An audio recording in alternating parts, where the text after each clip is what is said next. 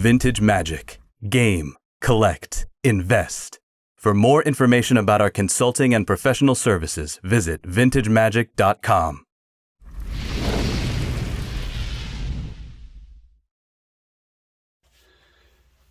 All right, guys, welcome back. It's me, Daniel, with vintagemagic.com. And today we have a special guest, my friend Al on the left. Al, how's it going? It's going well. Hi, everybody. All right, guys, we're in Dallas, Texas, and I brought this collection from a guy, John, out of, I think, Atlanta area. And he had his cards literally in his closet area, shipped them out. I consolidated them and brought them to Dallas to kind of see what we got. These are just some sleeves, so this is not part of the collection, of course. Yeah, so he had these for a very long time, and there's going to be lots of variety of different cards. Al and I are basically going to sort the cards by, I would say, start with set, right? And then kind of look at what we got. And then what I've noticed instantly is there's some new stuff, there's some alpha stuff, there's some beta stuff, all over the map. And I just wanted to give you guys an idea of how collections are done.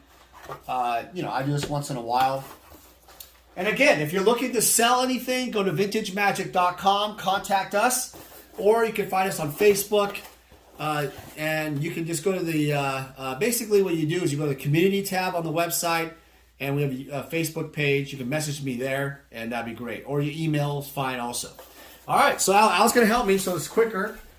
All right, so Al, what do you think? What do you see already instantly? Just grab a pile and we'll just start sorting. Yeah, we'll just do it that way. Yeah, so all the new stuff don't matter. This is beta and revised. So yeah, we'll just do the old stuff, and pretty much this guy, you know, you can, when I do this collect, like this is a random alpha stream of life, I mean, out of nowhere. So, yeah. So this is random stuff. So all the stuff that's useless, we'll put them on the, like this edge right here. Yeah, this edge. Okay. But we're not going to do it by color right now. We're just doing it by, not rarity, just kind of doing it by set. That's the easiest way.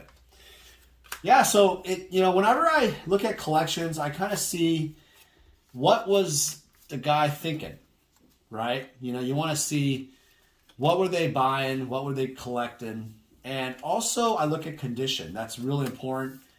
Really important to understand what is the value of, or did they put in the, I don't think these were in sleeves actually, but they don't look too bad. Like look at this Landwehr Elves beta. It's not too bad. I mean, that's not bad.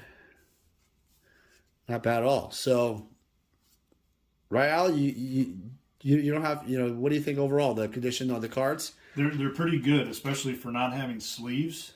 So it means they probably weren't played in decks a lot. And they were, mostly probably collected, either from packs or just, trading or whatever. But, no, over the first few little pieces from the stack I have here, they're pretty good overall condition. So back in the day, Al's been doing this for a long time also. What are some of the craziest collections you've ever seen?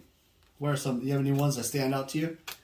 Oh, yeah, there's a lot. I mean, I would say probably the one for me was since I moved here to Texas, there was a gentleman who lived in San Antonio, and actually his collection was in El Paso, but I ended up having to go to El Paso to get it.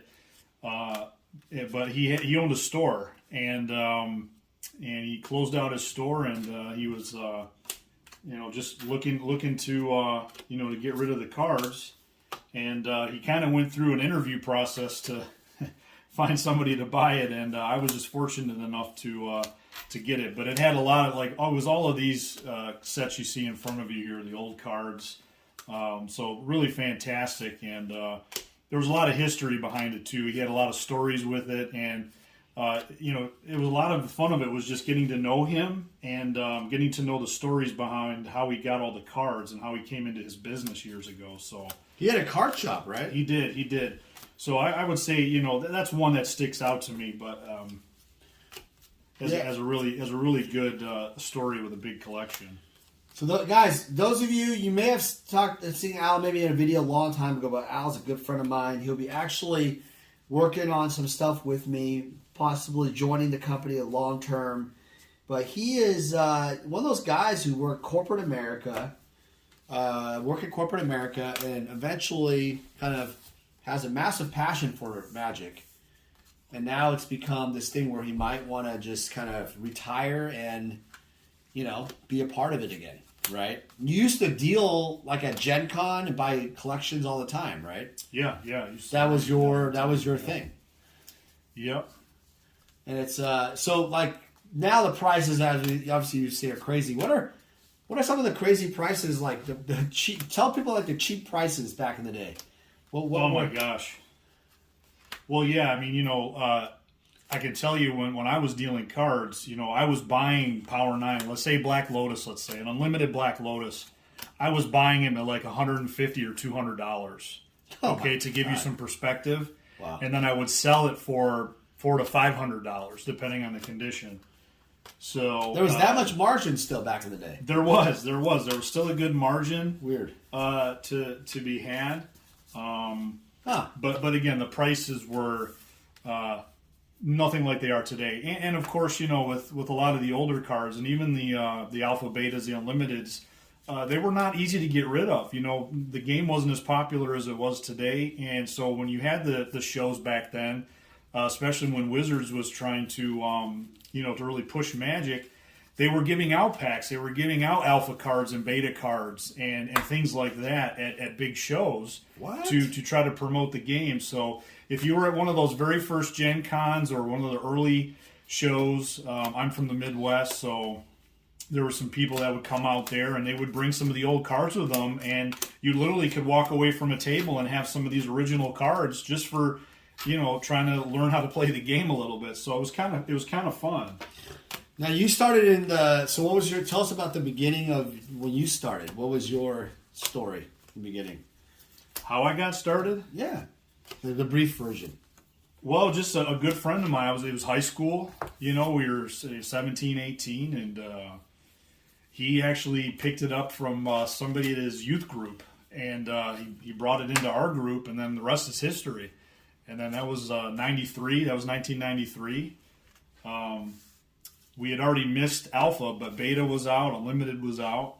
And, we just started, you know, trying to find any packs and any boxes we could find. Never could find a box. It was usually a pack or a deck we could find, and that was it. And so playing was your guys' thing? Only playing. We weren't carrying, there was no collecting and investing. That was never a thing in our mind at that age. We were, you know, high school kids, and that just wasn't on our radar, you know. So was the tournament scene crazy back in the day, growing? Where I'm from, yeah, in the Midwest, we had a good amount of players. There was a good tournament. It was pretty popular. Magic was very popular in my area. So investing back in the day, the idea of buyouts, all that stuff did not exist back in the day.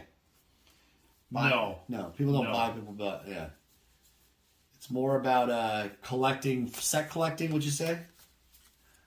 Maybe, yeah. Little sets here and there. Yeah, I just did a video about set collecting. I feel like set collecting has kind of died over the years. You have any thoughts about set collecting? Not too much. I never got into it a lot. Well, you know, Dan, but, you know, I was big into the graded cards. And I started to put together a graded set, a very high graded set, really high. And I just a lot of it was just the time. I couldn't devote to it. And although I think I had you probably tracking down, you know, the cards for me for the most part. But yeah, it was just the energy and the time into it. I just kind of lost a little bit of luster for me, and kind of got out of that. But you know, right now today, I'm not sure, you know, that market and how people view set collecting, especially the older sets.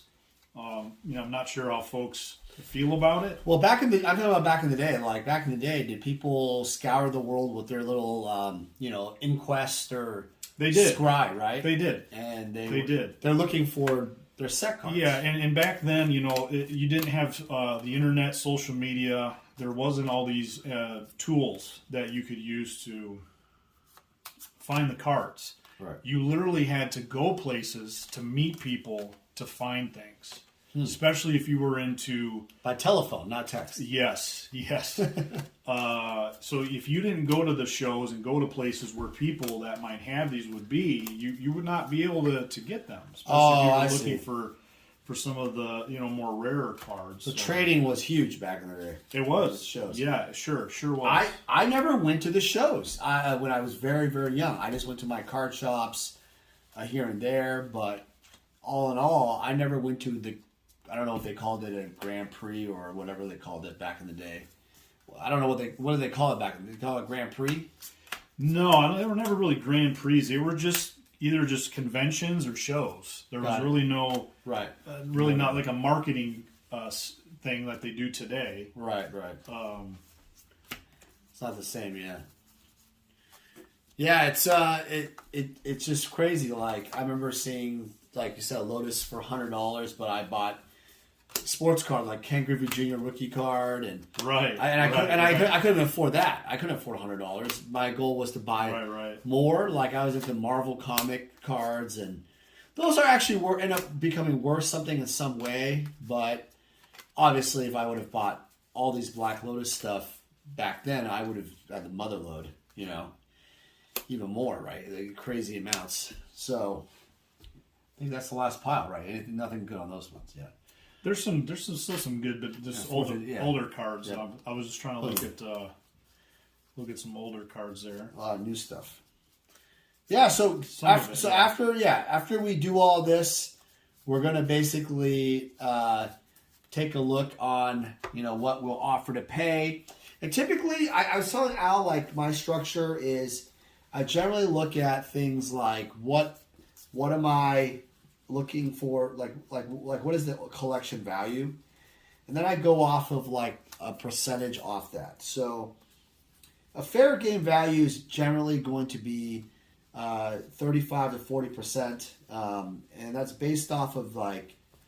So there's some new cards like memory jars, or these are not like. Super I saw those. Yeah, I didn't know what you. Yeah, I pulled some of them out. Yeah, I'm not sure if those are. Yeah, but. That's a good one, though. That memory jar is a good card. But the thing is, like, that's the thing is, a lot of people, we could spend hours and hours and hours looking at these cards, prices, and use all the websites, vendors, eBay, whatever, and it would just take an infinite amount of time. And if you just imagine we had even more stacks of cards.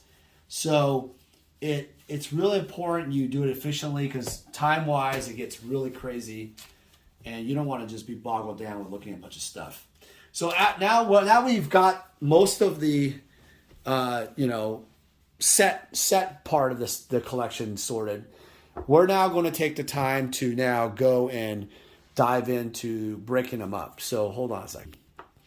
All right, we're back. So we've got them in sets. Now the plan is to get value. So value as in things we can. Because most of the collections I buy are mostly like, the certain like 4th edition Black Vice. Not a really big deal, to be honest. But like Force of Will, right? Brainstorm, Pox, Memory Jar might be in there. But these cards are not huge value. So we're going to leave them in the sets. Do you have any Ice Age and et cetera? No, there's some in that. Okay, next set we'll just say Dark. There's no Blood Moon, nothing there. Autumn Willow, that's not really big time. Yeah, same here. So there's really nothing. So we'll put that into the sets. We and I will work. Next is Arabians. Anything Arabians? I got Maija Jajin. I'll put that here. Ladislav. So these are some value, but they're not gonna. I believe there's a site. Nothing. Nothing. No, but we'll put that in there. I believe Flying Man's not that big a deal. Yeah. These are not, but these don't matter. So basically, Abulit has like $20, $30, something like that. Then we have Legends. Anything Legends? I got Whirling Dervish, Legends, Ankara Legionnaire. These are not huge value. I got a few in here that I think are pretty good. So Recall, there's a Reset. Yeah. Put that right here. Land's Edge, Living Flame is good. Those are all ones we want to. I'll put it right here. Yep. We want to pull those out. Yeah. Anything with massive Johan. Yeah, Johan's not huge value. That doesn't matter. Let's see. That's it. There's a few other. Those are probably the bigger ones there for there's the Legends. Okay. All right. Take a look there. What's after that? What else do you have? I got some antiquities here. Okay. And by the way, I'm not saying these are not worth anything. They're just not going to make the big number. So a couple of nicer antiquities cards, and there's the other Yep. stack there. That's right. Citadel, Druid, Titanosaur never really went up that much. Yeah, it's not like there's no money in here, but what we'll do is we'll look at the big value, and then we'll determine is there anything else. I retired this. I won't even put this in the pile. This car is heavily. Everybody has it.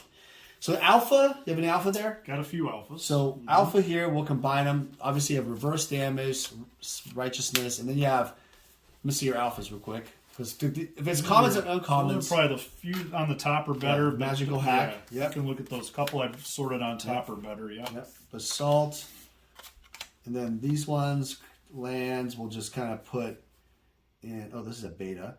Don't worry, these are beta. Those are beta. You see the difference, right? Yeah. It's easy to go quick. Okay, so there's some uncommons and mostly commons, and got one uncommon resurrection. Okay, so these are worth something. Let's put them right there. Now, 4th edition Chronicles are not really worth anything. I just kind of put that out there. So put that in there. Okay, next is let's just do revise. I don't think revise. I think you have a soul ring here. Got some revised rares, but they have to be like really important ones. Like there's a mind twist. Not too much. A lot of land. Yeah, not too much in my little stack. You got Mana Vault, Mind Twist again. Those are not even big money, Mana Vault. So really, it's Demonic Tutor, the dual lands. That's unlimited. Wheel of Fortune, yeah, unlimited. That's unlimited. Any revised? This is revised. That was the one I looked at. Okay, so not really. No. Okay, not for me. You got disc. That doesn't matter. So you got some other rares he has. So I'll just put that there. Unlimited, obviously, we have Demonic Tutor. This guy. Now, Unlimited's gotten kind of interesting. They've gone up in value, but they're not like huge money. You know, like they're still more like Copy Artifact's a big one. That's like $350 now. Yeah, Copy Artifact's a big one. Mint, obviously, nicer. Here's a Demon Say. Yeah. But people like them if they are super minty. People have graded them, but here's the caveat. We all know with the grading problem, no one's grading Unlimited anymore because the ROI on that is shit, right? These are lands, right? Mm-hmm. So there's a bunch of beta lands other than this stack. I'll let you go through this Unlimited stack, see if there's any rares, anything. Let's see what that shows.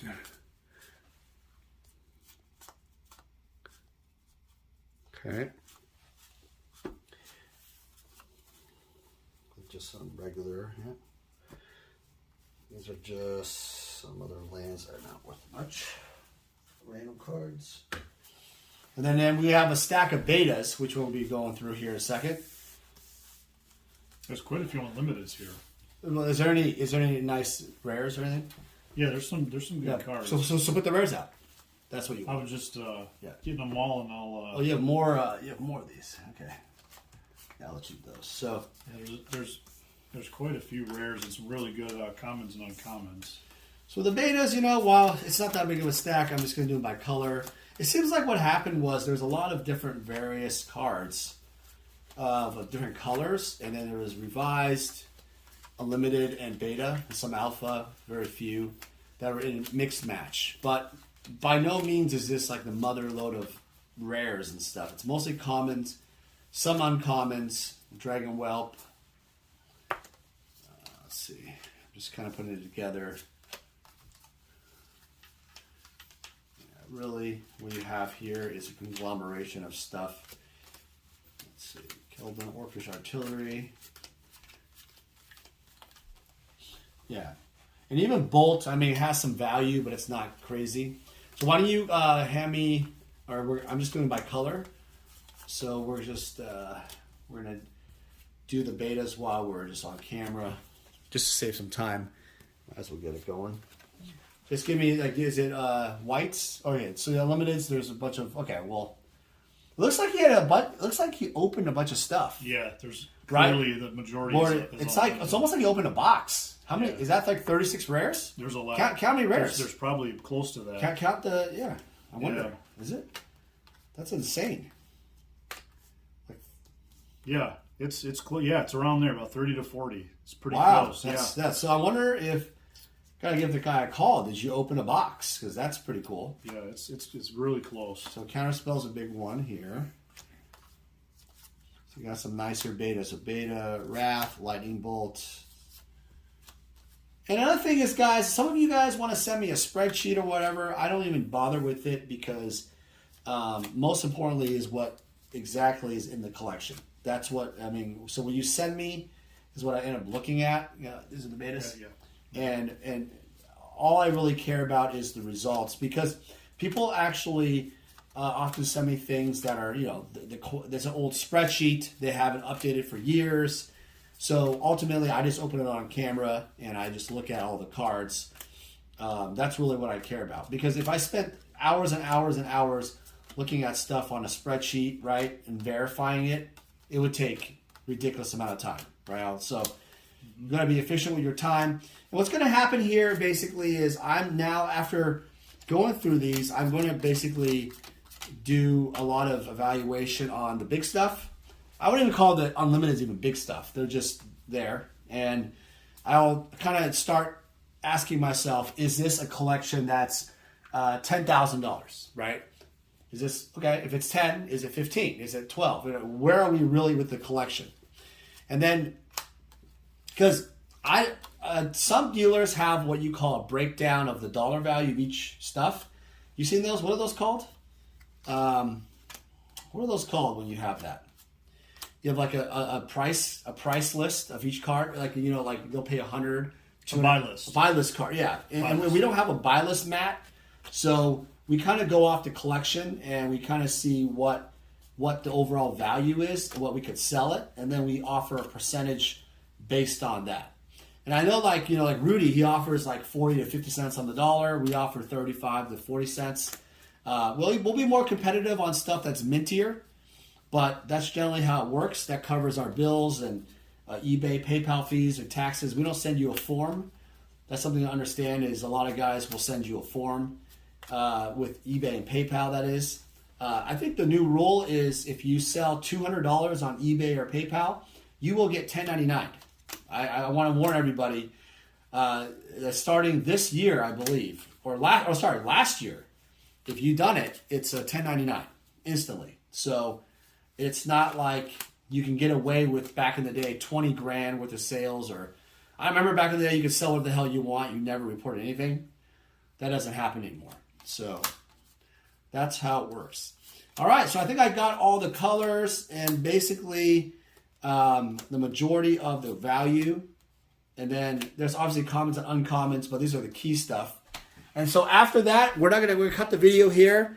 We're going to go through pricing and kind of get an idea, kind of what I talked about, and then we'll determine what we'll pay. You know, so I hope you guys enjoyed the video. If you're looking to sell more cards, vintagemagic.com. You can find me there, or you can always call me. The phone number is on the website. You go to contact us. And I appreciate you guys. We'll have more videos and collections and things we do. Al, thanks again for joining and helping out. Thanks for having me. All right, guys. Have a good week. Take care. Hey guys, it's me, Daniel, with VintageMagic.com. I'm here to share with you more about our deck and set collector fulfillment service. The deck fulfillment service caters to the player. And what that basically means is if you are a player looking to fulfill your old school Magic deck, certain Power 9 or key pieces in your Vintage deck, or dual lands in your Legacy deck, we have the inventory and the resources to help you fulfill your needs. Next, we have the set collector fulfillment service. This really caters more towards the collector.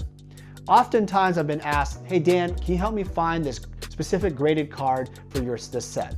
Or Dan, can you find me these 20 cards left in my beta set? It doesn't matter what you're looking for, even if it's like every single Sarah Angel possible out there, I can help you out. My resources and extensive network in Magic the Gathering, I was able to help thousands of clients all over the world fulfill their needs. I've made it my mission at VintageMagic.com to be your one-stop shop for all your collector needs. For any significant item or collection, we're able to travel anywhere in the world to meet you. The reason why my clients love this service is because it saves you time. What happens is collectors and players often search all over online or vendors, and they never find exactly what they're looking for. By going to us, we are the only one-stop shop who can help you with your needs. Using our service gets you exactly what you want and saves you time and money.